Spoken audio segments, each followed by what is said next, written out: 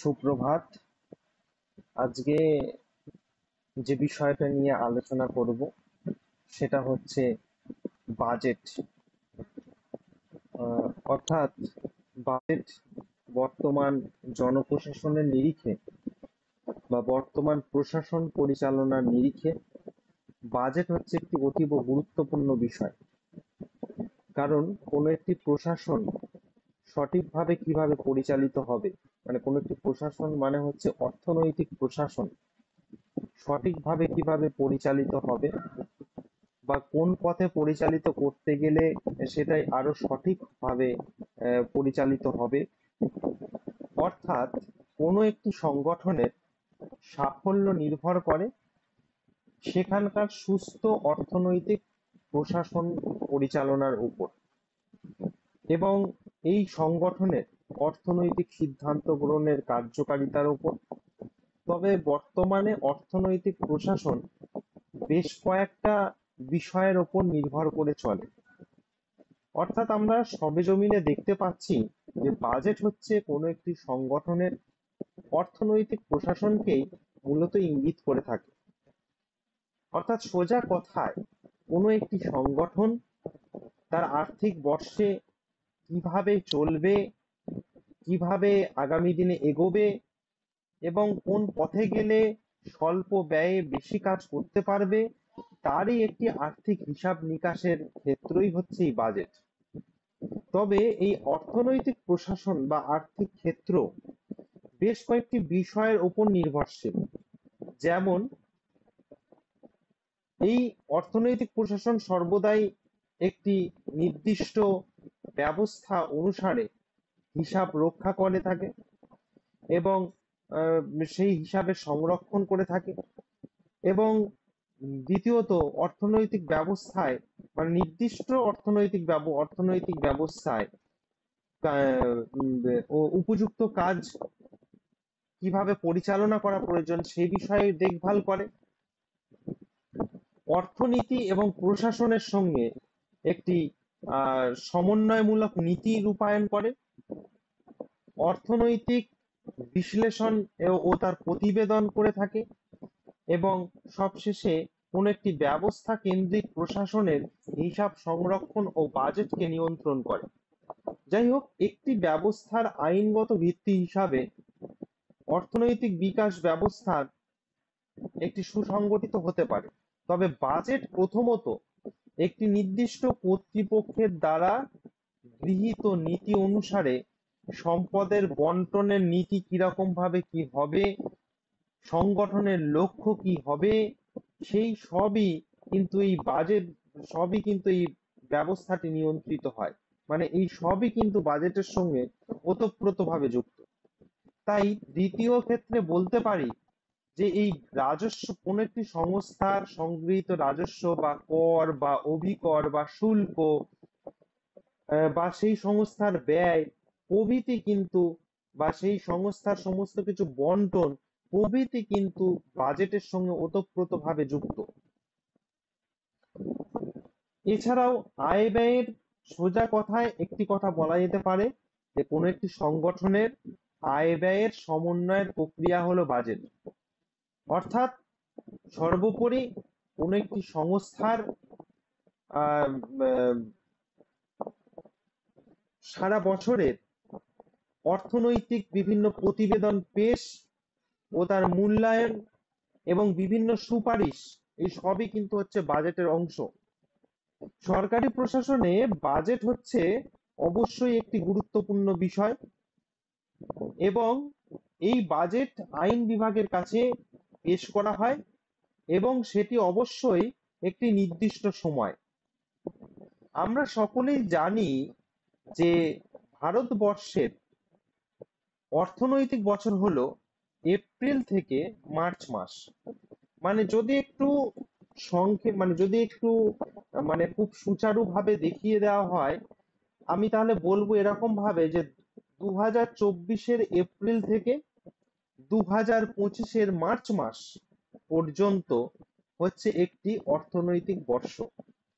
এই অর্থনৈতিক বর্ষের কোনো একটি সংস্থা কর্তৃক গৃহীত নিয়ম নীতি, প্রদেয় বিভিন্ন সুপারিশ, গৃহীত বিভিন্ন ন্যায় নীতি ও তার সমন্বয়, এবং কোনো একটি প্রতিষ্ঠান আগামীতে কেমন ভাবে চলবে, এবং কোনো একটি প্রতিষ্ঠান আগামী দিনে চলতে গেলে কোন ধরনের অর্থনৈতিক নীতি রূপায়ণ করবে, এই সবই যেখানে কিন্তু সমন্বিত আছে, সেই একটি বিষয়কেই বলা হয়ে থাকে, মানে এই একটি অর্থনৈতিক বছরের সমগ্র হিসাব নিকাশকেই বলা হয়ে থাকে বাজেট। এই বাজেটের মানে খুব আগ্রহের বিষয়, মানে বললে খুব ভালো লাগার বিষয়, এই বাজেটে পূর্বতন বছরে মানে আগের বছরের, মানে এই বাজেটে শুধুমাত্র যে সামনে বছরের আমি আয় ব্যয়ের হিসাব করব তা কিন্তু নয়। খুবই ইন্টারেস্টিং বিষয় যে এই মানে আর্থিক বছরের সঙ্গে যুক্ত আছে যে আগের বছরের সবকিছু যে রূপায়িত নীতি বা বিভিন্ন নিয়ম কানুন যেগুলো সংগৃহীত হয়েছে সেগুলো সঠিকভাবে কার্যকর হয়েছে কিনা, এবং সেগুলো সঠিকভাবে কোথায় কোথায় সেগুলো উম, উম, আহ, ফাঁকা থেকে গেছে, মানে খামতি থেকে গেছে, কোন কোন জায়গাগুলো এখনো ওই গৃহীত নীতি অনুযায়ী পরিপূরণ করা হয়নি, বা গৃহীত নীতি অনুসারে আরো বেশি পরিমাণে অধিক ব্যয় হয়েছে, এই সবগুলো কিন্তু মূল্যায়ন করাই হচ্ছে এই আর্থিক বছরের কিন্তু কাজ হবে। অর্থাৎ এই সব কিছুই কিন্তু মানে শুধুমাত্র যে ভবিষ্যতের পরিকল্পনা তা নয়, কিন্তু বাজেট মানে হচ্ছে অতীতে যা ঘটেছে সেটারও কিন্তু একটা সমন্বিত পরিকল্পনা করাই কিন্তু বাজেটের একটি অন্যতম গুরুত্বপূর্ণ কাজ। এবং মাথায় রাখতে হবে যে এই বাজেট কিন্তু আইনসভার অনুমোদন ছাড়া কোনোভাবেই বাজেট কার্যকরী হতে পারে না। তাই আমরা দেখি যে প্রত্যেক বছর অর্থমন্ত্রী নিজে এসে আইনসভায় দাঁড়িয়ে সেই বাজেটকে পাঠ করেন, এবং এই সরকারি বাজেট সর্বদাই কিন্তু একটা নির্দিষ্ট অর্থনৈতিক, শুধু যে অর্থনৈতিক উদ্দেশ্য থাকবে সমাজে তা নয়, এই অর্থনৈতিক উদ্দেশ্যের পাশাপাশি সামাজিক উদ্দেশ্য থাকবে, এবং শুধু সামাজিক উদ্দেশ্য নয়, রাজনৈতিক সাংস্কৃতিক সব রকম কিন্তু উদ্দেশ্য এর মধ্যে কিন্তু নিহিত থাকে। এবং এই বাজেট এমন ভাবে তৈরি হওয়া উচিত যার সঙ্গে কিন্তু অবশ্যই সামাজিক দায়বদ্ধতা থাকা উচিত, যার সঙ্গে অবশ্যই রাজনৈতিক দায়বদ্ধতা থাকা উচিত। কারণ কোনো একটি রাষ্ট্রের বাজেট অবশ্যই নির্ভর করে ওই রাষ্ট্রটি আগামী দিনে কিভাবে চলবে, ওই রাষ্ট্রটির ভালো মন্দ, ওই রাষ্ট্রটির রাজনৈতিক আচার আচরণ কিভাবে কি পরিচালিত হবে, এই সবটাই কিন্তু বহিঃপ্রকাশ ঘটে। অর্থাৎ একটি বাজেট হয়তো একটি ছোট 3 অক্ষরের শব্দ, কিন্তু এর গুরুত্ব কিন্তু অবশ্যই ব্যাপক। তাই ভারতের বাজেট অধিবেশনের প্রাক্কালে যেমন প্রথমে রেল মন্ত্রক কর্তৃক রেল বাজেট পেশ হয়, ঠিক একই রকম ভাবে কিন্তু বাজেট উত্থাপিত হয়। তবে আমার আলোচনার বিষয় যেহেতু হচ্ছে বাজেট কি বা বাজেট কাকে বলে, আমি এ সাপেক্ষে আরো একটি কথা বলবো, সেটা হচ্ছে অর্থ মন্ত্রক বাজেটের খসড়া প্রস্তুত করে। মানে কেন বলছি অর্থ মন্ত্রক খসড়া প্রস্তুত করে, কারণ অর্থ মন্ত্রক বিভিন্ন দপ্তরে, অর্থ মন্ত্রকের পক্ষে সব দপ্তরে তো কি কি খরচ দরকার, কি কি করা প্রয়োজন, বা গত বছরে কি হয়েছে সেগুলো তো সবকিছু তার জানা সম্ভব হলেও, মানে দায়িত্বের বিকেন্দ্রীকরণের জন্য সে কিন্তু বিভিন্ন দপ্তর থেকে খবরাখবর নেবে এবং সেখান থেকে নিয়ে একটা খসড়া প্রস্তুত করবে, এটা হচ্ছে তার প্রথম কাজ। তারপরে বিভিন্ন দপ্তরের প্রয়োজন এবং প্রাপ্ত সম্পদের মধ্যে একটি সমন্বয় ভাব বজায় রেখে এই বাজেটের কিন্তু প্রস্তাব তৈরি করবে, এবং এই খসড়া মন্ত্রী পরিষদে কিন্তু আলোচিত হবে, এবং প্রধান প্রশাসক অনুমোদন সাপেক্ষে সেটি তারপরে কিন্তু আইনসভায় উত্থাপিত হবে। এবং বাজেট উত্থাপনের যে দিন, মানে আমাদের ভারতবর্ষের ক্ষেত্রে ফেব্রুয়ারি মাসের শেষ দিন, সেটিকে বলা হয় থাকে বাজেট দিবস বা বাজেট ডে। অনেক সময় পরীক্ষায় এখান থেকে একটা ছোট প্রশ্ন আসে যে আচ্ছা বাজেট কোন দিন পেশ করা হয় আইনসভায়, আইনসভায় তো বাজেট পেশ করা হয়, মানে প্রশ্ন আসতে পারে বাজেট কোথায় প্রথম পেশ করা হয়, না বাজেট প্রথম খসড়া বাজেট পেশ করা হচ্ছে মন্ত্রী পরিষদে, তারপরে এমনি ফাইনাল বাজেট আইনসভায় পেশ করা হচ্ছে, তারপরে কিন্তু এই যে বাজেট কবে পেশ করা হয় না সেটা হচ্ছে ফেব্রুয়ারি মাসের শেষ দিন। আমি আশা করি নিশ্চয়ই সকলকে বোঝাতে পারছি। এবং এই বাজেট সেই দিন যেহেতু পেশ করা হচ্ছে, সেই কারণে সেই দিনটিকে বলা হচ্ছে বাজেট দিবস বা বাজেট ডে। এবং এই বাজেটের সর্বাপেক্ষা গুরুত্বপূর্ণ আরেকটি বিষয় হচ্ছে যে এই বাজেটের গুরুত্ব এখানেই যে সারা বছরের একটি আনুমানিক আয় ব্যয়ের বিস্তারিত বিবরণ এই বাজেটের মধ্যেই উল্লেখিত থাকে। এবং আগামী বছরের ভবিষ্যৎ পরিকল্পনা কোনো একটি রাষ্ট্র কেমন কি করছে তারই প্রতিফলন কিন্তু এই বাজেটে পড়ে। তার মানে আমরা দেখতেই পাচ্ছি বাজেট হচ্ছে সেই রাষ্ট্রের একটি গুরুত্বপূর্ণ বিষয়, যার মধ্যে দিয়ে শুধু রাজনৈতিক নয়, সামাজিক অর্থনৈতিক সকল দিকই কিন্তু প্রতিফলিত হয়। এবং আম আদমি সকল সকল স্তরের জনগণের সমস্ত আহ, উম, আহ, সমস্ত কি বলবো দাবি দাওয়া এর মধ্যে দিয়ে প্রতিফলিত হয়। সেই কারণে ওই দিনটির দিকে তাকিয়ে থাকে সকল মানে রাজ্য বলো বা রাষ্ট্র বলো, সকল সকল মানুষজন।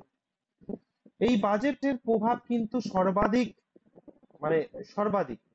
এবং জনকল্যাণকামী গণতান্ত্রিক রাষ্ট্রে এই বাজেট, এই প্রস্তাব কার্যকারী করতে হলে অর্থ ও সম্পদের প্রয়োজন হয়, তা সংগ্রহের জন্য মূলত জনগণের সরকারের ওপরই নির্ভর করতে হয়। এবং বিভিন্ন ধরনের প্রত্যক্ষ আহ, আয়কর, যেমন যেমন কেন্দ্রীয় সরকার যেগুলো গ্রহণ করে, কৃষি আয়কর যেমন রাজ্য সরকার যেগুলো গ্রহণ করে, পরোক্ষ কর যেমন বিক্রয় কর রাজ্য সরকারগুলি গ্রহণ করছে। এরকম সম্ভাব্য আয় প্রস্তাবিত বিভিন্ন এগুলো কিন্তু বাজেটে কিন্তু উল্লেখ থাকে। ঠিক শুধু তাই নয়, বাজেট প্রস্তাবে দারিদ্রতা, বেকারত্ব দূরীকরণ, কর্মসংস্থান, শিক্ষার প্রসার, শিল্পায়ন প্রভৃতি সম্পর্কে গৃহীত প্রস্তাবও কিন্তু এই বাজেটে কিন্তু প্রতিফলিত হয়ে থাকে। অর্থাৎ জনগণের একাংশ জনগণের আপাত দৃষ্টিতে দেখলে জনগণের সমগ্র কিছুই কিন্তু এই বাজেটের উপর কিন্তু প্রতিফলিত হয়। তবে বিশ্ববাজারের প্রতিযোগিতা আজকে চরম, বহুজাতিক সংস্থার আনাগোনা আজকে ব্যাপক। এবং সেই দিক থেকে আন্তর্জাতিক রাজনীতির সমীকরণে কোনো একটি বাজেট আজকে সেই রাষ্ট্রের বা সেই রাজ্যের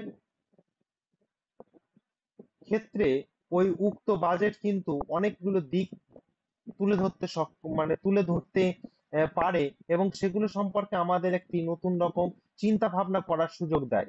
যেমন কোন একটি রাষ্ট্রের বাজেট, সেই রাষ্ট্রের বাজেট কতটা পরিবেশমুখী সেটাও আমাদের তুলে ধরে, কতটা স্থিতিশীল উন্নয়নমুখী, কতটা টেকসই, কতটা সাস্টেনেবল, সেটাও আমাদের চোখে পড়ার মতো, কতটা প্রাপ্তবয়স্ক শিক্ষার বিস্তারে বা কতটা শিশু শিক্ষা বিস্তারে, কতটা শিশু ও নারী কল্যাণ বিস্তারে, বা কতটা অর্থাৎ সামগ্রিক সমাজ প্রগতির জন্য কতটা বাজেট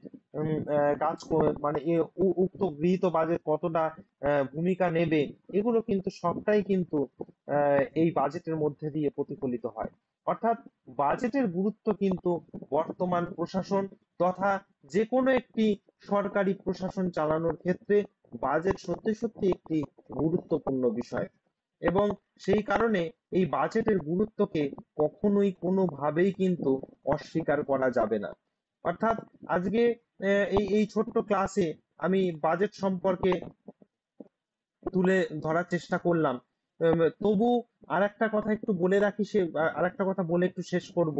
সেটা হচ্ছে কোনো একটি পূর্ণাঙ্গ বাজেট বা কোনো একটি সম্পূর্ণ বাজেটকে সম্পূর্ণ বাজেট প্রস্তাব তৈরির আগে যে পরিমাণ বা যে ধরনের তথ্য লাগে এবং এবং যে পরিমাণ পরিসংখ্যান লাগে, তার জন্য কিন্তু উচ্চমানের জ্ঞান এবং দক্ষতা কিন্তু সর্বদাই প্রয়োজন কোনো একটি পূর্ণাঙ্গ বাজেট তৈরি করতে। কারণ একটা রাষ্ট্রের বাজেট বা কোনো একটি রাজ্যের বাজেট কেমন হবে, কারা তৈরি করছে, সেটা অবশ্যই একটু জ্ঞানী এবং দক্ষ মানুষজনের দ্বারাই কিন্তু সেটা সম্ভব। এবং সরকারি এবং বেসরকারি উৎপাদন, বিভিন্ন পরিষেবা, বিভিন্ন জাতীয় অর্থনীতি, সমাজ ও রাজনীতি সম্পর্কে একটি পরিষ্কার ধ্যান ধারণা না থাকলে কখনোই কিন্তু একটি সুস্থ খসড়া বাজেটও তৈরি করা সম্ভব হবে না। তাই বাজেট যেহেতু সরকারের নেয়া একটি অর্থনৈতিক নীতি, তাই সেই দিক থেকে অবশ্যই আমরা ভাববো যে এই বাজেটের মধ্যেই কিন্তু জাতীয় আয়, মাথাপিছু আয়, মানে প্রত্যেক মানুষের মাথাপিছু আয় এবং মাথা বিভিন্ন বিষয়ের রাষ্ট্র কর্তৃক মানে উৎপাদিত বিভিন্ন বিষয়ের বন্টন, বিনিয়োগ, কতটা কর্মসংস্থান, এই সবই কিন্তু বাজেটের ওপর দিয়ে স্পষ্ট হয়ে ওঠে। তাই এই বাজেট খুবই গুরুত্বপূর্ণ এবং এই বাজেট এই সমস্ত বিষয়গুলো এতটাই মানে সুচারুভাবে পরিস্ফুটিত হয়, তার জন্য বাজেট কে ব্যতি রেখে কোনোভাবেই কোনো প্রশাসন বা কোনো সংগঠন বা কোনো সংস্থা কখনোই কোনো সুষ্ঠুভাবে চলতে পারে না কোনোদিন। এটাই হচ্ছে আমার সংক্ষিপ্ত সম্পর্কে বাজেট সম্পর্কে একটা ধারণা তুলে ধরলাম। যদি কোনো বক্তব্য থাকে অবশ্যই জানাতে পারো।